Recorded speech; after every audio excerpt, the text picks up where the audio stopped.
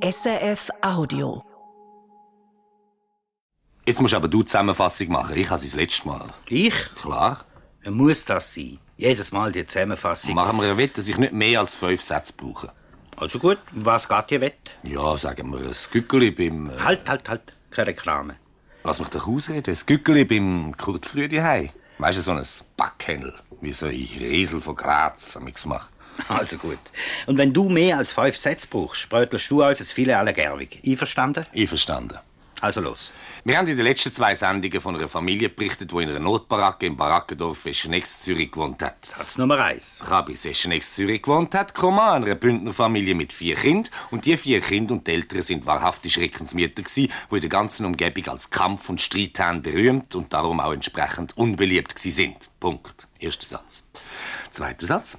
Der Vater Kaduff hat einen unseligen Hang zum Alkohol gehabt, und zwar, weil ihn die vielen Beizli am langen Arbeitsweg immer wieder in Versuchung gebracht haben und weil er überhaupt in dieser Fabrik unglücklich war und immer Heimweh hatte nach seinem Bündner Dörfli. Satz Nummer 2. Hä? Also gut.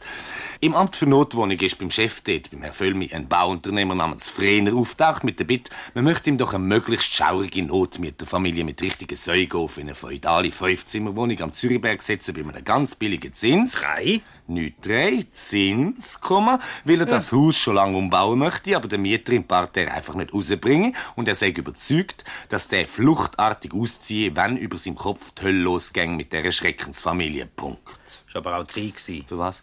Für den Punkt. Satz Nummer 4. Der Herr Völlmi hat sich das überlegt und dann hat er gedacht, warum nicht? Punkt. Wieso Punkt? Fragezeichen. Umso eher ist dann der 4. Satz fertig. Jetzt hast du noch einen. Oje. Ja, also gut.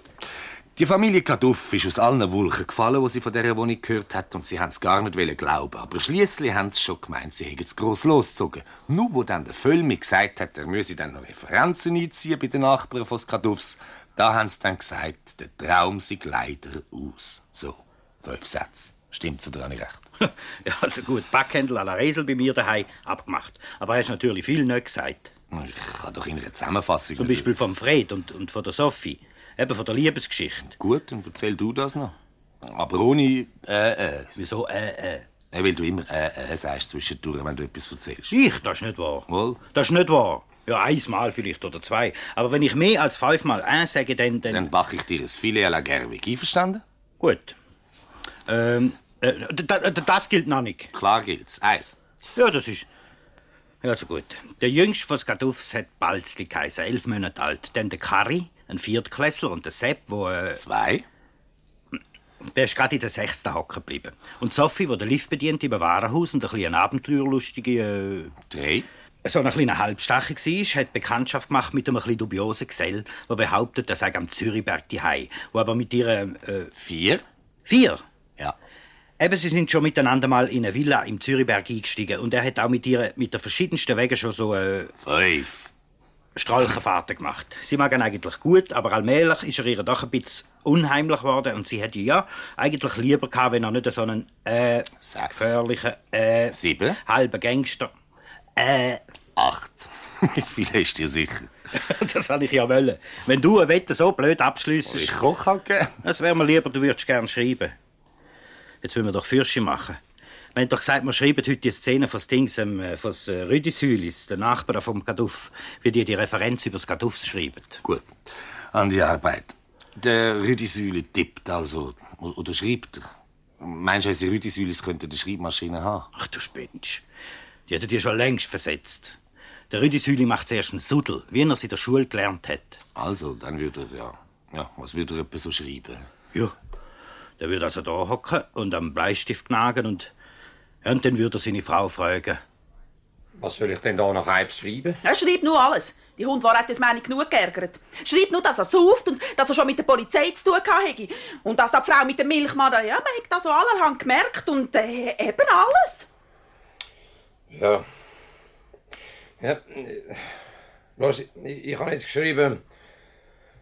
Und hat zum Beispiel der Zweitjüngste, wo ein völlig missratener Bub ist, weil der Apfel nicht weit vom Stamm wächst, sämtliche Briefkasten der Anwohner mit Peterli und Schnittlauch gefüllt, wo er aus unserem Garten ausgerupft hat, und wurde er dabei noch von seinem Vater, dem Schlufian... Er schreibt nur Söffel. Schlufian ist viel zu gnädig. Ja, aber Söffel ist doch, glaube ich, nicht Hochdeutsch.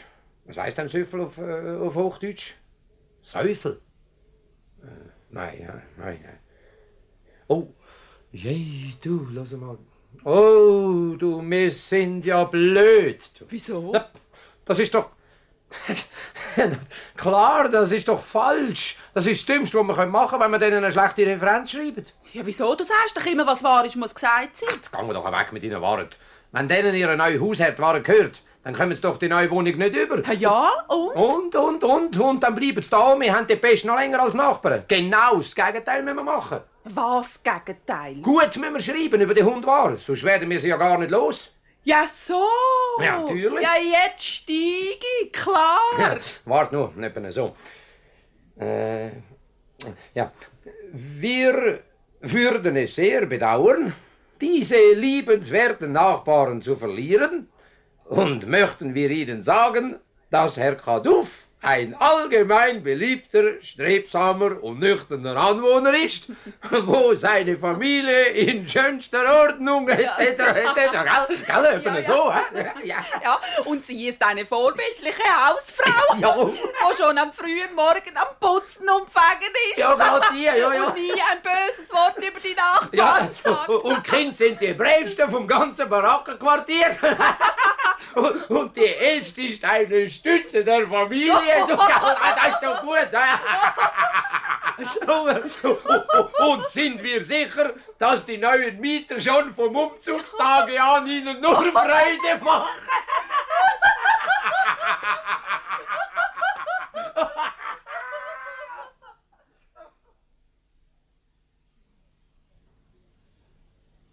Gustav. Ja? Also mir kommt das gespässig vor. Nicht einmal einen richtigen Möbelwagen haben sie. Ja, es wird ein junger Ehepaar sein. Weisst noch einmal, wo wir geheiratet haben wir auch nicht mehr gehabt als ein paar kleine Möbel und der Teppich von der Tante Emma. Ja, aber die haben ja nicht einmal einen Teppich. Es schaue ich denen schon die längste Zeit zu beim Ziegeln. Aber einen Teppich habe ich noch keinen gesehen. Das wird mir einen Lärm geben, wenn die noch keine Pantoffeln anlegen. Hey, weisst, wo wir damals so eine jungverliebte Bärli waren, haben wir unsere Pantoffeln auch nicht viel gebraucht. Gustav, ich bitte. Ums Himmels Willen. Was ist, Amalie? Bis jetzt habe ich gemeint, dass sie die Putzfrau und der Ziegelmann. Aber ich glaube, das ist das jungverliebte Bärli. Naja, also gerade die Jüngsten sind sie nicht. Die Jüngsten, als ob das das Wichtigste wäre. Ein älteres gesetztes Ehepaar wäre meines Best. Aber die sind ja drei wie Zigeuner. Ja, aber sie hat noch etwas Anmutiges, etwas Nettes. Gustav, ich bitte. Ja, ich meine ja nur, ich sage ja nicht, dass sie mir gefällt, aber die werden für ihre Ziegel ja nicht gerade ihre Sonntagskleidchen anlegen. Sie könnte ja vielleicht doch die Putzfrau sein. Und er der Ziegelmann. Machen wir das Fenster ein klein wenig auf, dass wir hören, was sie sagen.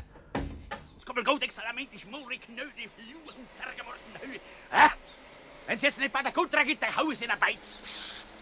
Was sagen denn die Leute, wenn sie die hören? Ach, das ist ja gerne jemand umeinander. Doch! Hast du doch gesehen, vorher haben sie dort zum Fenster rausgegüchselt. Ja, Weidenbands heissen sie. Meinetwegen könnte es Rezza Schapalevi heißen, wenn ich nur bald meine Kutter kriege. Jetzt mach doch, bis wir Mach das Fenster Ausgaben wieder zu, die haben schon gemerkt, dass wir nicht zuschauen. Zieh den Vorhang.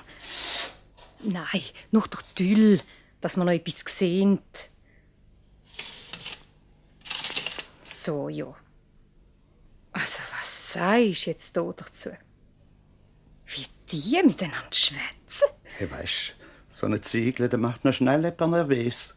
Weisst du noch, was du mir selber mal gesagt hast, wo wir hier eingezogen sind und wo ich die Neuenburger Pendüle fallen lassen? Double, hast du mir gesagt? Komm, grab jetzt nicht wieder die alten Geschichten aus. Ja, das tut mir heute noch weh. Aber es ist auch begrifflich, wenn so eine Ziegel den Durst macht. Das heisst noch gar nicht. Wenigstens haben sie keine Kinder, das ist die Hauptsache. Ja, wenigstens noch keine gesehen. So, jetzt pass auf, du. Jetzt haben sie den Vorhang zugemacht. Jetzt können wir die Kinder rauslassen. Jetzt schauen sie gerade nicht zu. Also, das ist doch ein blödes Theater. Die Gaufen verstecken. Meinst du, das merken sie nicht, dass wir geholfen haben? Hey, doch, natürlich merken sie es. Aber doch nicht am ersten Tag, wenn wir sie verschrecken, verstehst du? Jetzt lassen wir eins nach dem anderen ganz leislich auf. Begriffst du? Und dann müssen sie die Schuhe abziehen. Und wenn die am ersten Tag ganz still sind, dann haben wir schon etwas gewonnen. So, ich nehme jetzt den gleich. Und der Sepp und der Karle sollen jetzt führen kommen.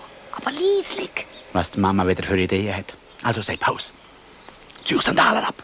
Komm, mach doch vorwärts. Hast doch der Winnetou gelesen? Was ist denn? Hast du nicht? Je, immer kein Kind ist gut. Da, schau, da ist ja schon so ein Bengel. Ja, nu. Eine. Er sieht ja eigentlich noch ganz nett aus. Aber warum zieht er jetzt die Schuhe ab? Schau mal die Löcher, die er in den Socken hat. Allmächtig, und da kommt ja noch einer zum Vorschein. Sind beide zum Glück schon ein wenig grösser. Dann kann man wenigstens sagen, sie sollen still sein. Die Hauptsache ist, dass sie keine Buschi haben. Das vertrage ich am allerwenigsten. Das Brillen die ganze Nacht durch macht mich nervös. Kein Buschi da, schau. Der brillt, meine ich, nicht nur die Nacht durch. Der hielt schon am ersten Tag. Ja, das ist der Gabel. Jetzt schau mal, die halbstarke Vogelscheiche, die da kommt. Mit dieser Bierflasche. Gehört die eben auch noch dazu. Also jetzt längt's mir aber. Was hat denn da der Frener gedacht, als er dieser Warte schöne Wohnung gegeben hat, Herrschaft rein? Gusti, ich bitte, muss mich nicht beschweren. Du musst reklamieren beim Frener. Klar kann ich reklamieren. Das ganze Leben besteht davon überhaupt nur noch aus Reklamieren. Dann muss es eben nicht sein. Natürlich muss es sein. Das mal reklamiere ich, dass der Frener der Schlotterung kriegt. Herr Völlmi. Ja, Moment. Ja, was geht? Der Schuss ist hinten raus. Welcher Schuss? Haben Sie eben verschiessen? Nein, die Sache mit den Referenzen über den Gaduff. Der Herr Rüdisüli hat sie jetzt geschickt. So, lassen Sie mal vor. Es ist eben nicht so leicht zum Lesen. Also, Herr Völlmi, Amt für Notwohnungen etc., sehr geehrter Herr. In Antwort Ihrer Nachfrage müssen wir Ihnen gerne mitteilen, dass Familie Gaduff hierdurch weg sich bester Beliebtheit. Und ist Herr Gaduff ein treu besorgter Ehemann und Familienvater sowie ein nüchterner Arbeiter, wo überall. Und er wird sehr gerne gesehen. Seine Frau ist musterartig und könnte sie sehr wohl ein gutes Beispiel sein für manche andere, wo ihre Sachen nicht so sauber in Ordnung hält. Was? Zeigt sie mal. Das spinnt ja. Für die Sachen nicht so in Ordnung. Der ältere Bube ist stets freundlich und hilfsbereit und hat uns letzthin den Gemüsegarten, ohne zu fragen, in Ordnung gebracht. Ja, was schreibt denn das Hall? Hat doch ausdrücklich gesagt, dass er die Wahrheit schreibt. Es scheint mir auch ein bisschen viel Höflichkeit zu sein. Ausgerechnet vom Rüdisüli. Die haben doch am Freund nie zeigen, die Referent. Der meinte, sonst wir ihn reinreimen, wenn ich ausdrücklich ein Hund Wahrheit will. Ja, no. Eingezogen sind sie. Rührt sie den Brief am besten im Papierkorb. Der Freund wieder ohne Referenz merkt, dass die gerade Ja, Büro für Notwohnungen? Wie bitte? Eidenbenz? Aha. Ja, einen Augenblick. Es klopft schon ein Herr Eidenbenz von der Villa Gaduff an der Irenenbergstrasse. Sicher die erste Reklamation. Ganz mal. Ja, das ist für mich. Büro für Notwohnungen. Ja. Herr Eidenbenz? Jawohl. Doch, ja. Da sind Sie richtig informiert. Ja, woher wissen Sie das? Ach so, der Bub hat's gesagt. Was das für Leute sind? Ja, also, die haben vor allem tatsächlich in einer Notwohnung, in einer Baracke, am Escheneckplatz gewohnt. Ja, Sie egal, Sie, das ist natürlich eine Angelegenheit von Herrn Frener. Sie möchten Informationen über die Kadus. Ja, also, ja. Ist gut. Wir haben da gerade selber nach Referenzen gefragt und heute ist da ein Brief gekommen von seinem ehemaligen Nachbarn. Eine ausgezeichnete Referenz. Nein, das allerbest. Erwartet Sie, wenn Sie wollen, schicke ich Ihnen den Brief gerade rauf. Dann haben Sie selber gesehen. Mal, tatsächlich. Nur das Allerbeste. Mal. Das könnte man glauben. Ich schicke Ihnen den Brief heute nach.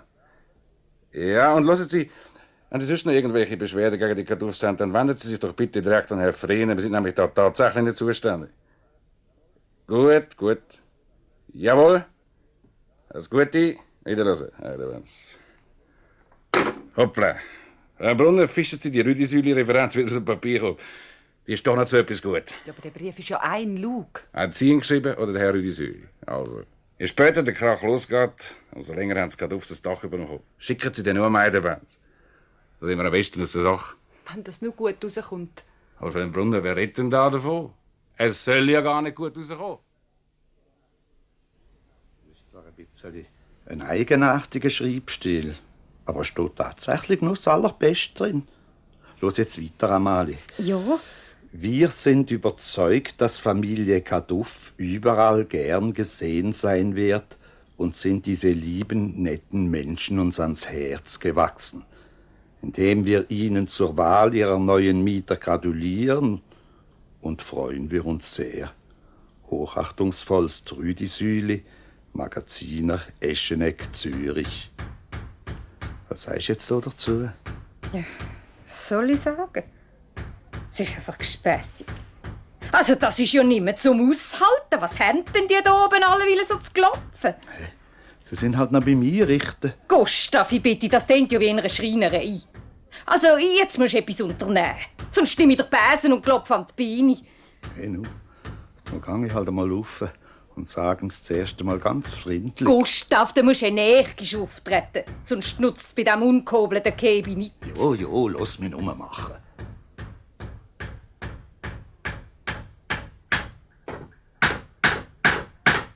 Kannst nicht ein wenig leislicher nageln? Das stört doch den Leuten da unten. Dann machst doch du. Kann doch die Nägel nicht mit dem Daumen in die Wand eindrücken, ne? Wer ist jetzt das? Vielleicht der Milchmann. Ach.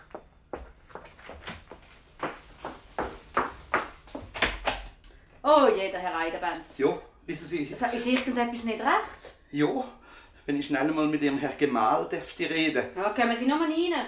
Wir haben zwar noch ein bisschen Sauahnung, aber wir sind halt immer noch am Einrichten. Sagen Sie, machen Sie mich eigentlich nach, oder sind Sie auch von Basel? Ich? Nein, ich bin von Binningen. Oh, Binningen. Habe ich doch noch halber gedacht. Was ist? Passt irgendetwas jemandem nicht? Jo, also Herr Kaduff, meine Frau vertreibt das Kämmer leider so schlecht und ich möchte Sie in aller Freundlichkeit bitten... Jetzt fangen Sie auch noch an. Schauen Sie doch einmal die Dreckarbeit an, da oben. Die ganze Verschaligkeit hier oben an.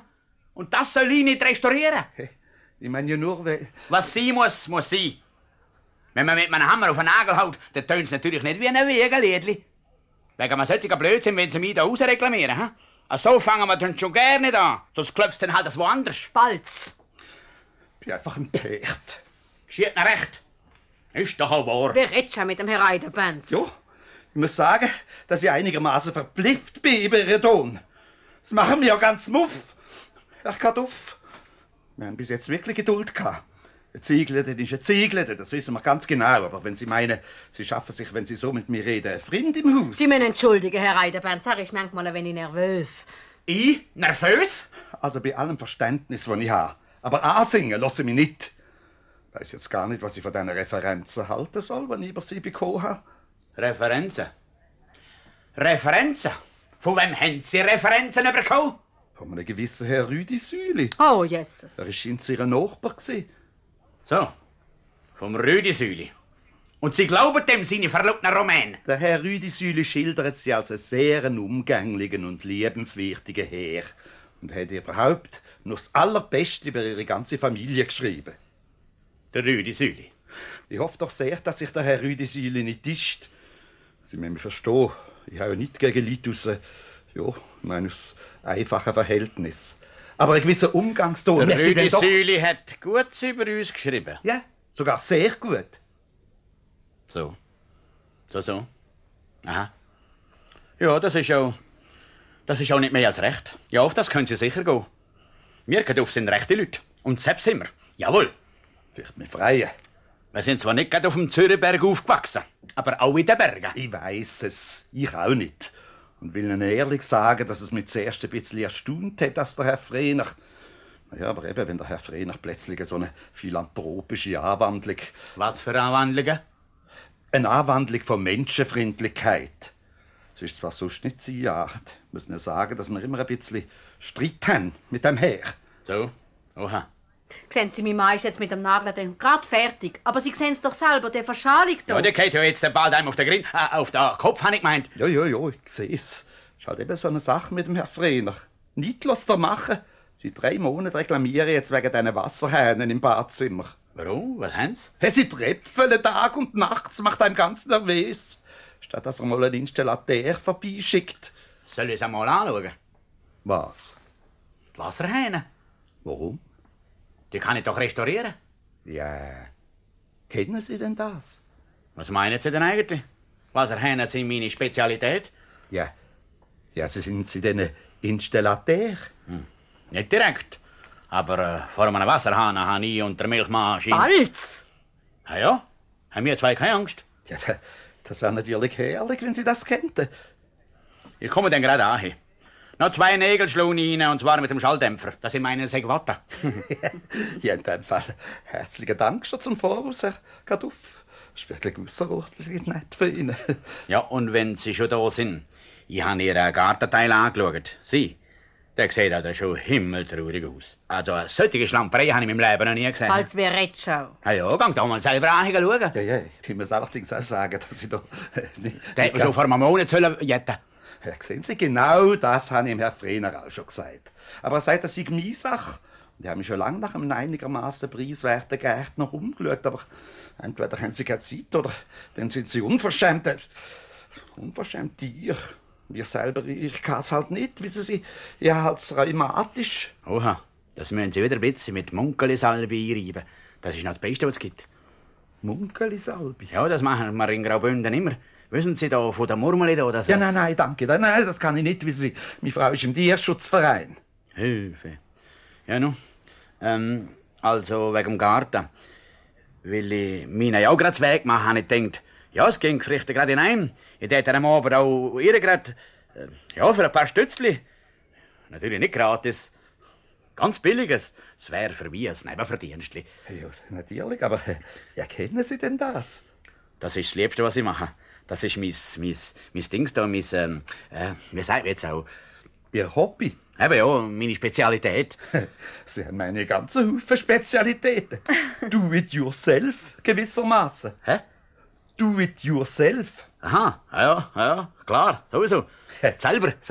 ja, genau. Ich finde das einfach keine kästliche Idee. Und also, eben wegen diesen Wasserhähnen. Wird gemacht. Und nachher schauen wir dann gerade den Garten an. Ja, gern. Nee. Sehr lebenswichtig. Ja, und kann er jetzt tatsächlich Wasserhähne reparieren? Ja, warum nicht? Es gibt doch so Leute, die so alles selber können, oder? Meine Frau sagt immer, wenn ich so einer wäre, ging es mir viel besser. Aber weil du kein Sättiger bist, musst du eben Hörspiel schreiben, gell? Also gut. Der Kaduff nimmt mir an, der könne Wasserhähne reparieren. Und einen Gartenbesorger kann er sowieso als ehemaliger Bauer. Klar. Ich finde also, wir lassen den Kaduff jetzt Wasserhähne reparieren und Gärten bauen und schauen mal, was seine Kinder machen. Zum Beispiel da mein Liebling, Sophie oder Sophia. Und was wird sie schon machen? Dann können wir es gleich in ihrem Warenhaus-Lift. Aufwärts. Entschuldigen Sie, wo komme ich da Rasierapparat über? Elektrische im ersten Stock. Und Sättige mit Dampfantrieb? Bei der Abteilung für dumme Sprüche im Keller. Sie sind meine auch nicht aufs Maul gefallen. Aufwärts. Könnten wir uns nicht einmal am Abend zu einem kleinen Essen? Gewöhnliche Rasierapparate gibt es im Parterre links. Sie brauchen nämlich einen. Warum? Weil Sie gerade jetzt einen Bart eingefangen haben. Ah, also dann nicht für ungut. Sie sind meine ein bisschen frech. Danke gleichfalls. Aufwärts. Grüezi. Salut, Sophie. Fred, was machst denn du da? Du darfst 3-mal raten. Also das ist doch... Allein. Bitte? Kann man noch einmal den Aufschnitt haben? Lebensmittel, ganz oben. Jawohl, Sie können gerade mitkommen. Danke. Excuse. Erster Stock, Teppich, Möbel, Radio, Elektrogegenstände. Niemand? Was ist auch mit deiner Frisur? Bist du der Fahrraddiebe untreu geworden? Ist doch nicht mehr modern. Zweiter Stock, Haushaltsartikel, Damenwäsche, Hüte, Konfektion. Niemand? Halt, ich bitte. Bitte? Bitte. Wiedersehen. Dritter Stock, Spielwarenabteilung, Sportartikel. Segelschiff, Flugzeug und Mondraketen. So mach doch nicht das Kalb. Kriege doch bloß Hirnrüffel. Vierter Stock, Lebensmittel und Erfrischungsraum. Wieder schauen. Danke. Du, also wenn du da angekommen bist, um dich lustig machen über mich. Können wir nicht noch ein bisschen höher? In Estrich oder in den Himmel? Dumm. Was willst du? Eben, in den Himmel. Sag jetzt, was du willst. Ich bin 3 Jahre Chef gesehen. Warum ist er von der Polizei? Würde dir nicht passen, hä? Abwärts. Geht das auf mich? Warum denn? Ja, weil es immer mehr abwärts geht mit mir, seit du mich schnitzt. Willst du mich nicht mehr sehen? Nein, Warum? ich will einfach nicht mehr. Abwärts. Los, ich muss dich sehen. Ich möchte etwas reden mit dir. Es ist wichtig. Ich warte jetzt Abend am hinteren Ausgang. Wenn ich aber nicht will. Du musst. Also, 6:45. Aber nicht, dass du wieder durch den vorderen Ausgang davor rennst. Nein, komm. Aber nur kurz. Abwärts. Parterre. Abwärts. Ja, und jetzt surren sie also bis um 6:30 noch 10-mal auf und ab. Wieso gerade 10-mal? Na, ist doch wurscht. Also noch etwa 1000-mal. Übertrieben immer. Noch etwa 1000-mal pendeln sie mit ihrem Lift zwischen der Rasierapparat und der Lebensmittelabteilung auf und ab. Ja, und wie sollen wir das machen? Du, wär's nicht gescheiter, sie gingen um 6:30 doch durch einen von den vorderen Ausgängen fort und würde den dubiosen Fred hinein versetzen? Also ich an ihrer Stelle. Nein, das verstehst du nicht. Die Sophie geht hinten raus. Die ist doch viel zu neugierig. Die will wissen, was er Wichtiges hat. Und dann, du kennst doch die Sophie, wir haben sie ja selber erfunden. Meinst du, der Fred, der können sie sich so einfach mir nichts, dir nichts aus dem Kopf schlagen? Nein, du. Die haben ihn getroffen. Und jetzt sitzt sie zum Beispiel in seinem Wagen rein. In was für einem Wagen? Tja, sagen wir einmal. Gut, du, das ist eine Idee. Sie fragen ihn, wo er den Wagen schon wieder her hat. Du, das ist ja ganz ein neuer. Muss er doch schließlich etwas bieten? Woher hast du denn den schon wieder? Vom Autohändler, direkt ab der Stange. Das ist der mal meine. Tauben macht selig. Nein, sicher du, den habe ich von meinem Pär. Ich meine, ich habe einen guten Schnitt gemacht. Was ich will sagen? Du hebst ihn von deinem Pär. Hä? Mein Pär wird mir jetzt wählen weg. Es hat aber so getönt. Es tönt manchmal etwas falsch. Bei dir sozusagen alles. Hast du dich drum so von mir versteckt? Versteckt? Ja, versteckt hast du. Was ist denn los mit dir? Du hast mir doch etwas Wichtiges sagen. Sag's und dann lass mich aussteigen. Vielleicht ist es jetzt nicht mehr wichtig. Wieso? Ja, wenn du so mit mir redest. Wie denn? Es hätte mal eine Zeit gegeben, wo du... Ja, da bist du noch irgendwie nett zu mir. Und ich habe gemeint... Was hast du gemeint?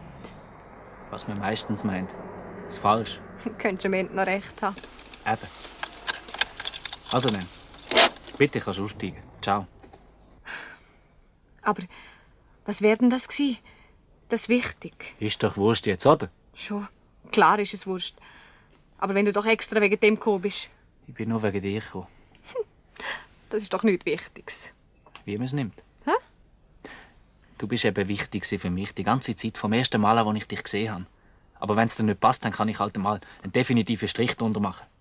Also, da steig aus. Adieu.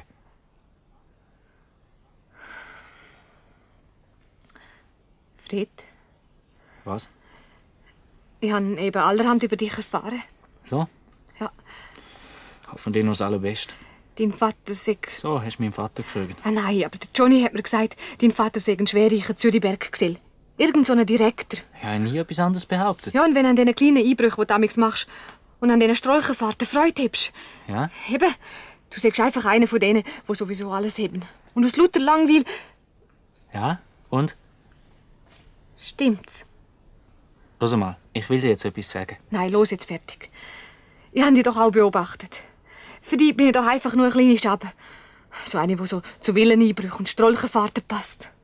Und wenn dann der Tag kommt, wo du seriös wirst... Aber ich bin doch... Solche wie du werden einmal seriös. Das sieht ja eine Blinde. Und dann grinst du über mich. Oder nicht einmal das, und dann hast du mich schon vergessen. So einer bin ich also. Genau. Ich habe mir das lange überlegt. Verstehst du, das blöde Zeug da, mit fremden Wagen rumfahren und anderen Leuten in den Keller reinsteigen und denen den Whisky wegtrinken, das ist mir verleidet. Jawohl. Ich finde das ein Schmarrn. Seit wir die neue Wohnung kennen, wir haben nämlich eine maximale Wohnung am Zürichberg gekriegt. Dann ist ja alles in Ordnung. Dann sind wir ja am gleichen Dörfli daheim. Ja, aber wir kommen nicht aus dem gleichen Dörfli. Die Wohnung, du, ich sage dir, also 5 Zimmer, Garten und einfach alles. Sogar ein Eiskasten. Ich habe gar nicht gewusst, dass daheim sein so schön kann sein. Fahr mal an die Teschenegstrasse. Wohin? An die Teschenegstrasse. Dann zeige ich dir, wo wir herkommen. Dann siehst du, was wir für Leute sind. Und dann vergeht dem Herr Millionärsöhnli bestimmt der Appetit. Also Millionär sind wir noch lange nicht. Wenn ich das tät, wo du von mir willst, dann müsste es mir ernst sein. Ja, ich weiss, es klingt blöd. Aber mir wär's ernst. Und wenn du weißt, wer wir sind, dann wär's dir halt eben nicht mehr ernst. Und Das wird halt grässlich für mich. Aber ich mein's doch ernst. Fahr jetzt nur zum Escheneckplatz. Ich möchte sowieso die Schläge noch mal anschauen. Also, wenn du glaubst, dass ich den Anblick nicht vertrage.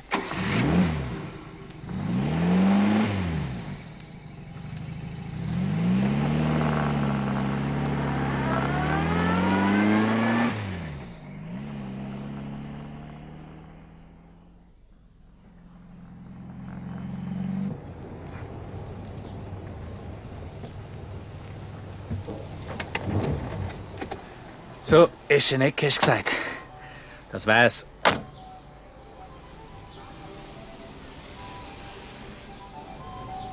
Oh, die haben's noch ganz lustig da. Siehst du, hier in dieser Baracke haben wir gewohnt. 4 kleine Holzverschläge waren es. Eigentlich mehr für eine Küngeli-Farm als für Menschen. Sieht aus wie eine Militärbaracke. Sind es auch früher gewesen. Aber seit... Ja, Sophie! Salut, Köbi. Jesus, wo willst auch du hin mit diesen vielen Bierguttern? Ja, weisst, ich muss auch noch im vorderen Leu 6 Flaschen Hels holen. Habt ihr das Fest? Ja. So, wer hat Geburtstag? Ja, es ist ja kein Geburtstag. Eine Taufe oder eine Hochzeit? Nein, weisst, es ist, weil ihr ausgezogen sind. Der neue Mieter ist gekommen. Eben. Und jetzt macht der Herr Rödishüli und der Papa mit dem... Ja, sie feiern, dass ihr... Ich meine, dass der neue Mieter... Eben, weil ihr fort sind, ist doch... Weil wir fort sind, machen ihr eine Feier? Hey, nein, das habe ich doch gar nicht gesagt. Nur der Papa möchte Duzis machen mit dem Herrn Schlosser. Hey, weisst, das ist doch der neue... Also, ciao! Komm, wir gehen. Warum denn? Ich möchte jetzt gehen. Ich aber nicht. Wenn ich denke, dass du in so einer scheiteren Hütte gelebt hast. Wo genau? Dort, wo das Fenster offen ist. Dort ist die Küche. Die meine ich jetzt, der Plausch dort drin. Komm, wir gehen. Nein, jetzt schau ich mal ein bisschen dort rein. Es ist ja wie gebaut zum Reingehen. Ach, was siehst du denn? Ein Holzverschlag um ein Gasherd herum. Ist ja wurscht. Ja, und weißt du, was ich über das Familienidyll Kaduff geschrieben habe? Ja, weil der Film vom Büro doch eine Referenz hat wollen. Komm, jetzt gehen wir. Warum? Jetzt wird's doch gerade spannend. Also, wenn jetzt nicht kusch... Da habe ich also den Suddel. Ich lese vor. Sehr geehrter Herr, in Anbetracht Ihrer Nachfrage müssen wir Ihnen gerne mitteilen, dass Familie Kaduff... Komm jetzt! Warte doch, so erfahre ich doch jetzt endlich einmal etwas über euch. Wenn jetzt nicht kusch... Lass jetzt doch. Der ältere Bube ist stets freundlich und hilfsbereit und hat er uns erst letzthin den Gemüsegarten ohne zu fragen in Ordnung gebracht. Hey Sophie, hörst? Ganz besonders aber möchte ich nicht umhin, nur das Allerbeste von der Tochter zu berichten, wo in einem Warenhaus als Liftmädchen tätig ist. Sie ist die Stütze der Familie und hat sie durch ihr bescheidenes und freundliches Wesen viel zum Sonnenschein unserer Kolonie beigetragen.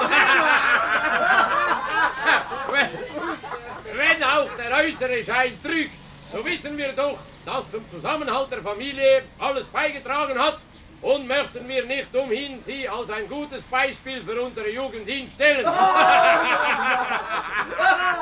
Nein, gut. Wir sind überzeugt, dass Familie Kaduff überall gerne gesehen sein wird und sind diese lieben, netten Menschen uns ans Herz gewachsen. Indem wir ihnen zur Wahl ihrer neuen Mieter gratulieren und freuen wir uns sehr, hochachtungsvollst Rüdishüli Konrad, etc., etc. Wie habe ich das gemacht? Ist doch gut, oder? Du, das tönt aber bäumig, Sophie. Sophia? Hey, Sophie? Sophie, wo bist du? Sophie! Wo ist jetzt der hin? Sophia! Sophie! Ja, da können Sie lang rufen, die ist ab. Wieso ab?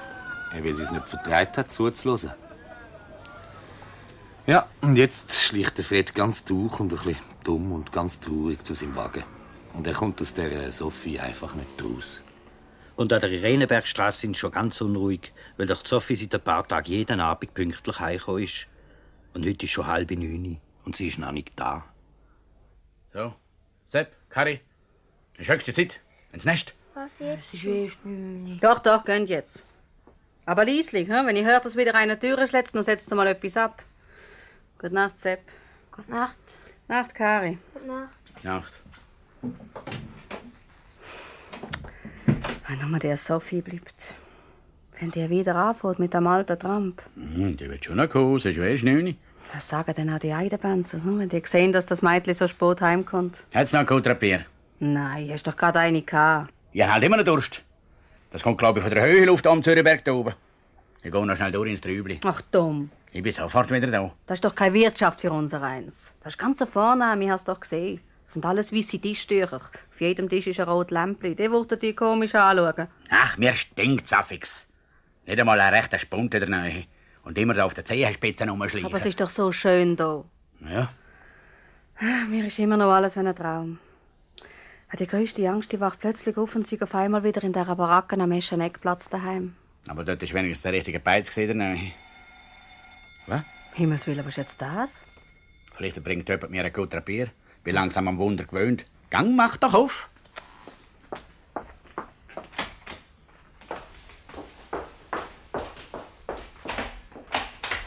Herr Heidemanns.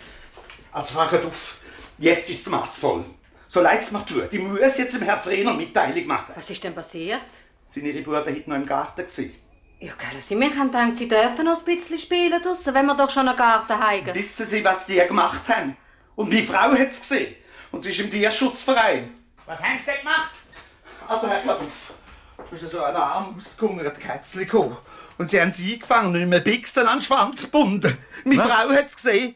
Sie hat es im Tierschutzverein melden und sie hat ganz recht. Warum ist sie denn nicht sofort zu uns gekommen? Es ist jetzt einfach genug. Sie müssen nicht meinen, weil alle Venen schon am Eingang Pantoffeln anlegen und auf die Zeche gehen. Können wir solche Unmenschlichkeiten dulden? Ich will es einfach im Herrn Frehner jetzt sagen. Ach, jetzt stellen Sie doch ab. Herr Eidenbenz, haben Sie aus den Klicksen nie keine Dummheiten gemacht? Die Frage stellt sich in dem Zusammenhang jetzt nicht. Ich kann ja die Buben schnell holen, dann können Sie nämlich nicht wegen einer Predigt halten. Es geht ja nicht um mich, es geht um meine Frau. Sie ist im Tierschutzverein und sie leidet so etwas nicht.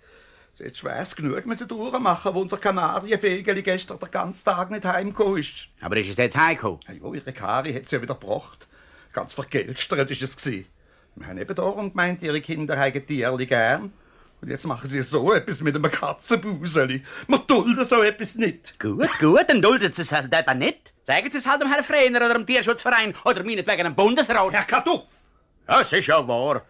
Gibt man sich Mühe, am friedlichen Mieter zu sein und vor lauter Rücksicht wagt man kaum die Schnaufen. Gut, dann reklamieren Sie uns halt zum Haus raus.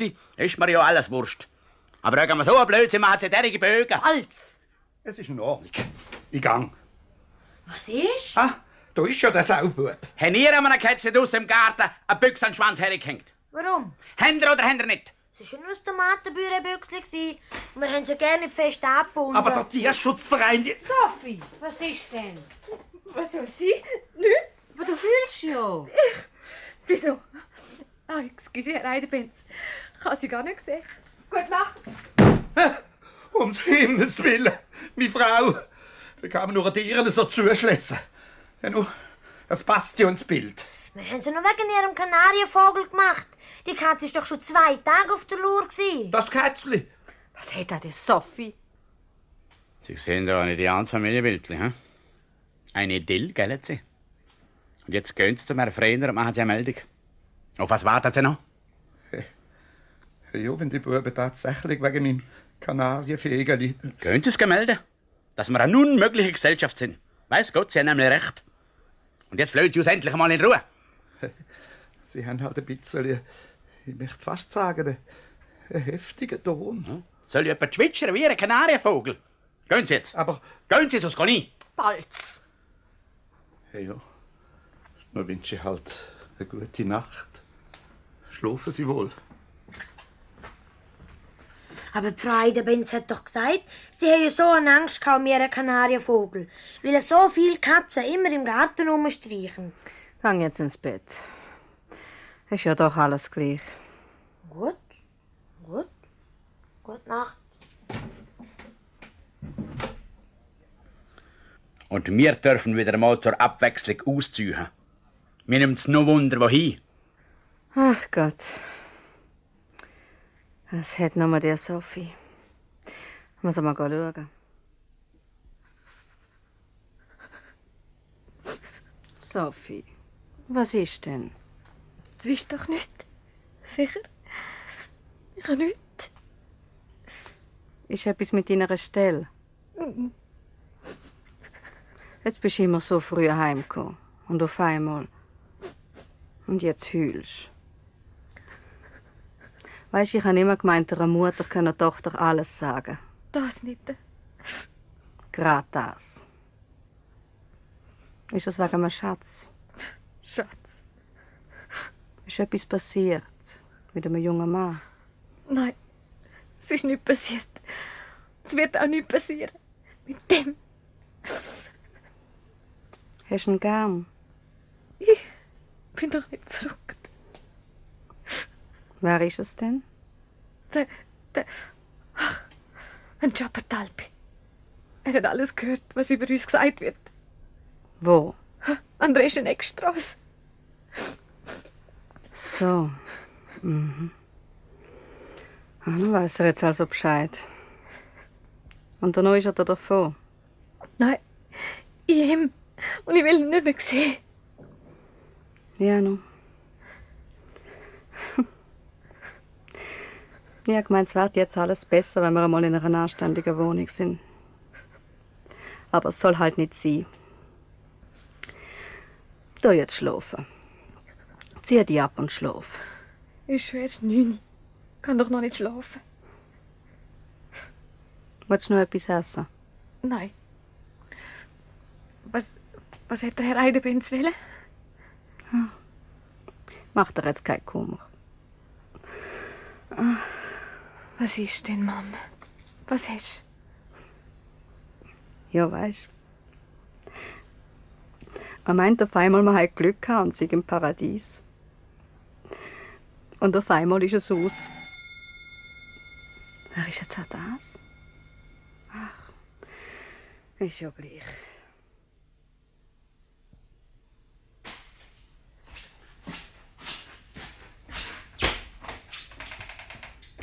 Herr Gaduff? Ja, was ist wieder nicht recht? Wieso? Ja, das muss eigentlich ich fragen, ob es Ihnen recht ist, dass ich noch so spät zu Ihnen komme.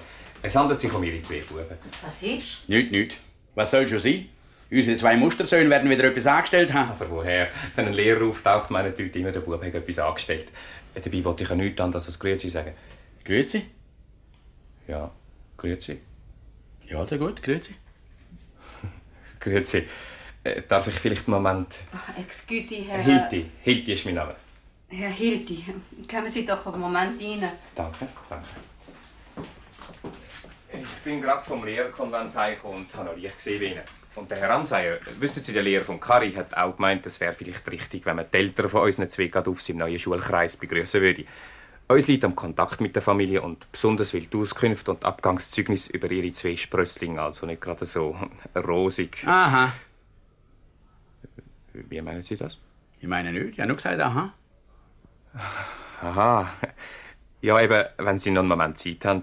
Oh, bitte, Herr Hilti, nehmen Sie doch Platz. Dankeschön. Der Sepp wird doch nicht etwa... Der Sepp hat gar nichts. Bis jetzt ist er mein bester Schüler. Hä? Er ist auch keine Kunst. Er hat ja die 6 schon mal durchgemacht und fängt sie bei mir von neuem an. Da weiss er natürlich ein bisschen mehr als alle meine anderen Buben.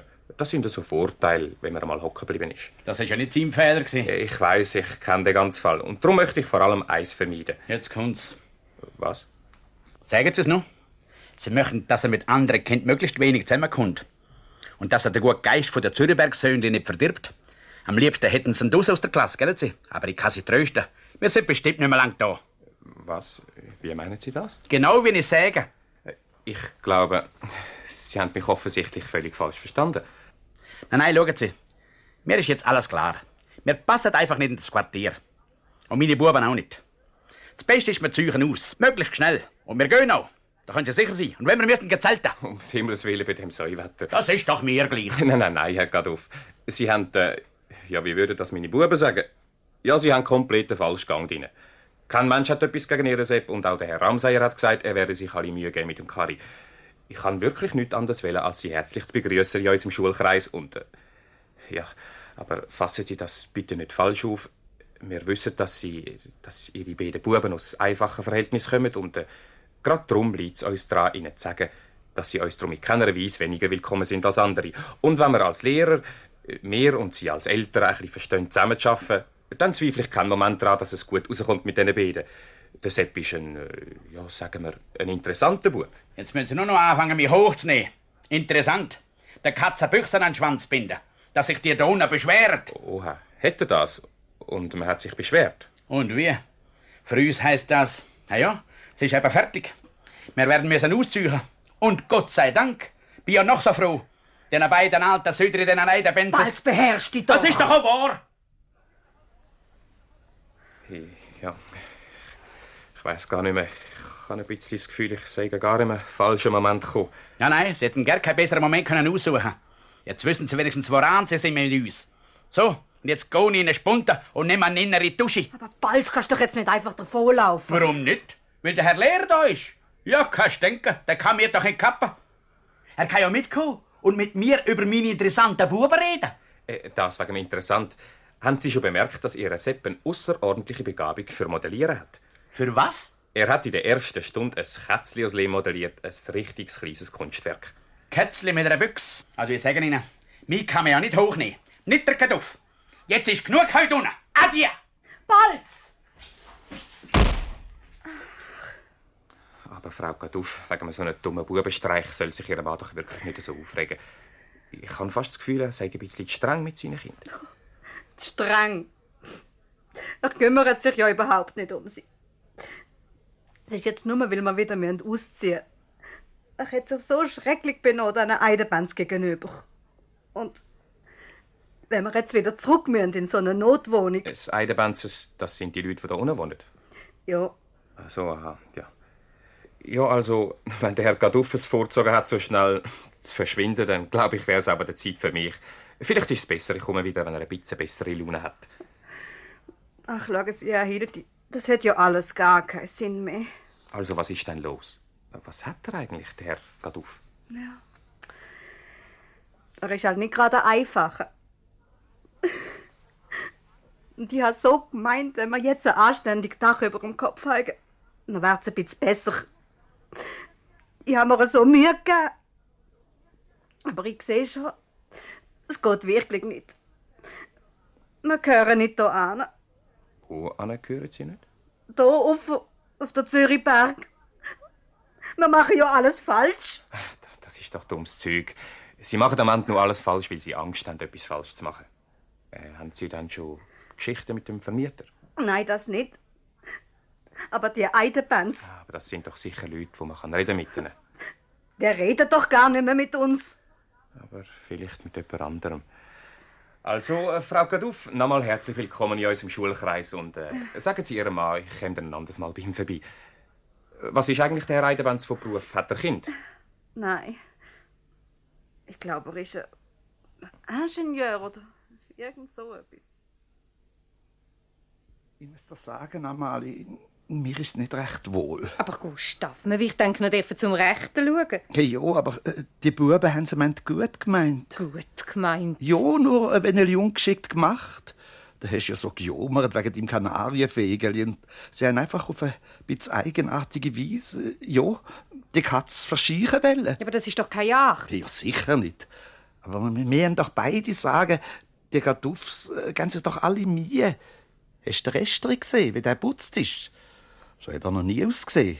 Es blitzt ja förmlich vor Sauberkeit. Ja, er ist sicher ein bisschen Temperament. Keine Manieren hat er. Zweifellos nicht, aber hast du mal gesehen, wie er mit den Blumen umgeht? So sieberlich und zart, das ist eigentlich erstaunlich. Solche Leute kehren nicht in das Haus. Wer kommt denn jetzt noch? Hey, schau halt einmal.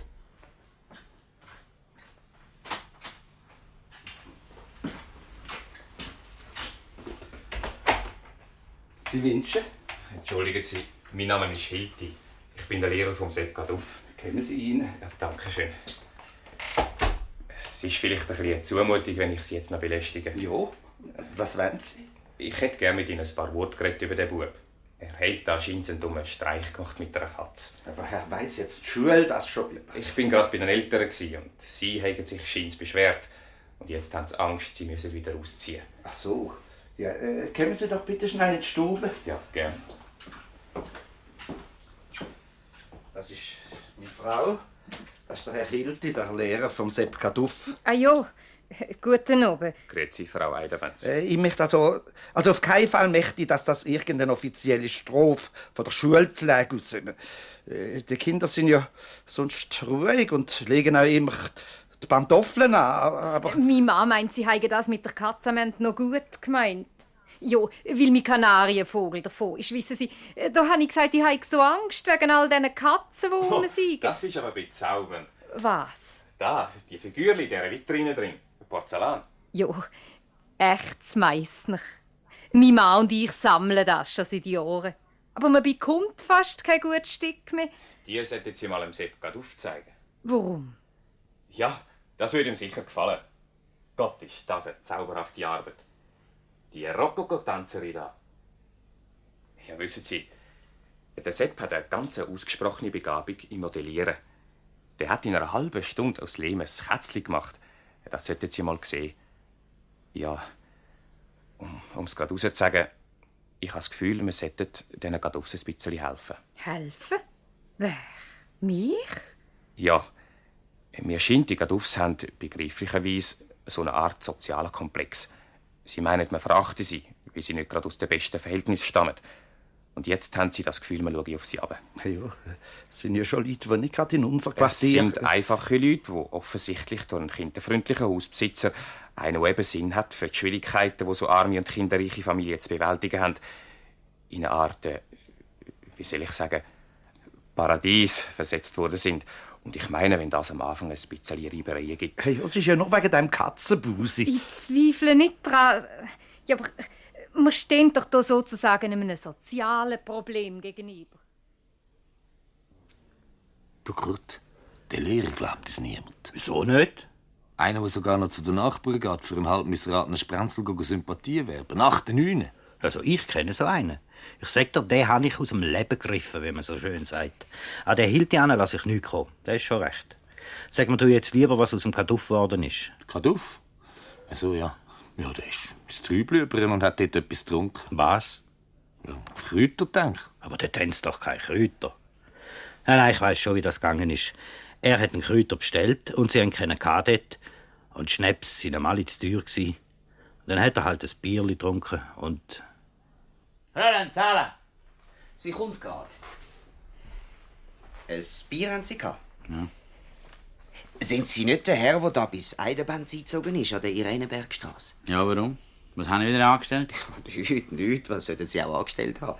Das Bier müssen Sie nicht zahlen, ich offeriere Ihnen das. Als Willkommen, sozusagen. Ich will nichts geschenkt. Da. Mehr als 70 Rappen wird das Zeug nicht kosten. Ja, aber wenn ich Sie doch einlade... Sie müssen nicht meinen, weil wir arme Leute sagen, haben wir kein Klötz. Ich kann mir kein Bierli leisten. Was ich getrunken habe, zahle ich schon selber. Adi. Ja, aber Herr Kaduff! Merci. Das ist hinten raus. Meine ich ein bisschen stolz, hä? Ja, das ist mir jetzt peinlich. Wissen Sie, der Herr Eiderbenz hat mir gesagt, er sei so einen geschickten und billigen Gärtner. Jetzt wollen sie das Bierli zahlen und ihn fragen, ob er bei uns nicht den Garten machen will. Aber ich habe ihn offenbar beleidigt. Dumm. Ein geschickter Gärtner. Und das sagen Sie mir erst jetzt. Seit 3 Tagen lügt dich der Gärtner Herr Gitze dann an. Sie sollen mir einmal endlich jemanden schicken. Und seit 3 Tagen sagen Sie mir, es sei unmöglich. Das wäre doch ein Mann für mich. Wie heisst er jetzt auch? Gaduff? Gaduff heisst es. Ein quasi mittelloses Ehepaar mit 4 Kindern. Und der Herr Frehner, wissen Sie, wohnen schöner durch Wohnungsfrei. Ja, eben der. Der hat ihnen in uneigennützigster Art und Weise die Wohnung so ganz im sozialen Sinn gewissermaßen außerordentlich billig zur Verfügung gestellt. So. Der Herr Eiderbenz hat mir gesagt, dass es sehr arme Leute sagen. Aber offenbar recht. Ah, Fred. Spät. Sagt Ihnen Dame grüezi. Grüezi. Grüezi. Grüezi, Frau von Norelli. Grüezi, Frau Stumm. Grüezi. Grüezi, Frau Lienhardt. Auch wieder einmal. So, wer gönnt? Ja, es war eine aufregende Partie. Und wir haben gerade ein Spielkassel wieder mal irgendeinem vernünftigen Zweck zuführen. Aha, ein Ausflug mit Gückeli und Meerrein. Fred, bitte. Die Frau von Norelli hat eine sehr hübsche Idee gehabt, dass wir das Geld einmal zum sozialen Zweck ausgeben. Ei Potz. Überschrift 4 Wohltäterinnen oder der philanthropische Schieber. Gratuliere. Benimm dich. Sie müssen entschuldigen, er ist fürchterlich in den Flegeljahren. Oh, Sie müssen kein Wort glauben. Das sagt sie schon seit 7 Jahren. Ich bin schon lange nicht mehr in den Pflegeljahren. Jetzt bin ich ein Pfleger. Charmant. Ja. Die heutige Jugend, so frisch und gerade raus. Also Fred, du solltest dich ein bisschen besser benehmen. Sofort, wenn ich ein Schlückchen von eurem Sherry habe. Und wer ist denn der Empfänger von diesen Wohltaten? Der Blaukreuzverein oder die Gemeinschaft ruinierter Jassen? Charmant. Nein, es handelt sich um eine minder bemittelte Familie, die in unser Quartier eingezogen ist. Gaduff heisst es. Gaduff? Ja, Bündner. 4 Kinder, sehr, sehr arme Verhältnisse. Ja, aber man hört nur das Beste über sie. Wieso? Hast du von denen schon gehört? Ich? Ja? Wieso? Ja, natürlich. Ich habe gerade heute Abend von einem Bekannten gehört, der gesagt hat, die hätten eine Tochter, die so eine Stütze der Familie und ein Beispiel für die Jugend sei. Wer hat das gesagt? Wer? Der Dings da. Ja, du weißt, wie er heißt. Ich komme jetzt nicht auf den Namen.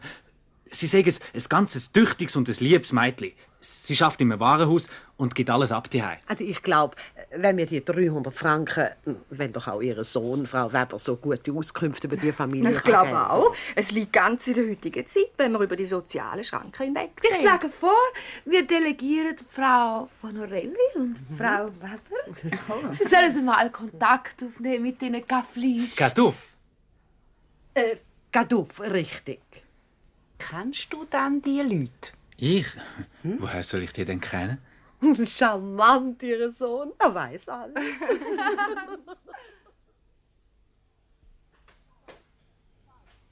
Balz. Gott sei Dank. Ich habe so Angst gehabt, da kamst du nicht heim. Oder mit einem Ballari. Ach, dummes Zeug. Ich und der Ballari.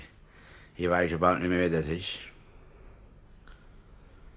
Ich muss dann gehen, die Rosen spritzen, bevor ich in die Fabrik gehe. Das wird wohl das letzte Mal sein. Arme Rösli. Warum? Ja, wenn sie kein Wasser kriegen. Ich habe mir nämlich überlegt, ich gehe morgen zum Völmi. Es soll mir wieder eine Wohnung besorgen, und zwar eine, die zu uns passt. Da oben sind wir doch noch nicht. Weißt, der Lehrer hat es zwar, glaub ich, gut gemeint. Ach, gang mal weg.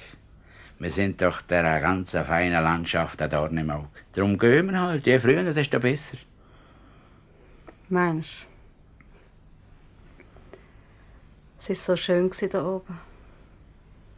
Der Garten. Richtige Rosen. Und das Gemüse, das wir hätten noch rausholen können. Hat's noch? Hat's noch etwas zu essen? Was hast du für verbrüllte Augen? Na komm, lass sie in Ruhe. Hat dir irgendjemand etwas gemacht? Hat man die auch ausgelacht? Hä? Sag's, wie es ist. Kannst ruhig sein, wir bleiben nicht mehr lang da. Warum? Haben Sie es schon gekündigt? Nein, aber ich künde. Bevor man uns tut. Ich möchte ja lieber fort von da. Du? Dann ist ja alles in Ordnung.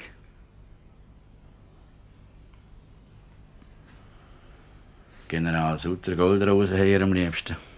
Aber ich glaube nicht, dass ich noch in dem Garten. Aber hinten. Ein Weissdornzug wäre schon noch flott. Es hat noch natürlich Polenta im Eiskasten. Eiskasten. Wenn man das einfach so sagen kann. Am liebsten ging die Mauer nicht in die Fabrik und dort noch dahinter Plätze umstehen. Aber, was geht mich der Hinterblätzmauer noch an? Ich bin ja. Morgen rede ich ja mit dem Völmi. Wenn man dann aufmacht, hat es Licht drin. Bei wem? Beim Völmi? Im Eiskasten. Mhm. Ein Rasenmäher könnt ihr auch noch zu tun. Der Völmi.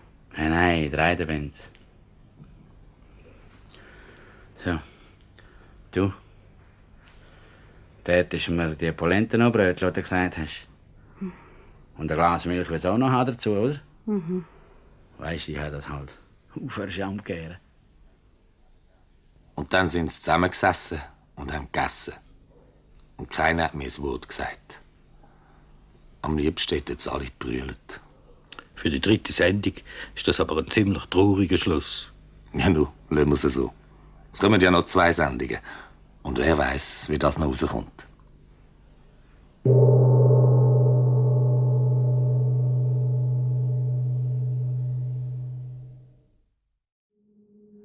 Das war ein Podcast von SRF. Produziert im Auftrag der SRG.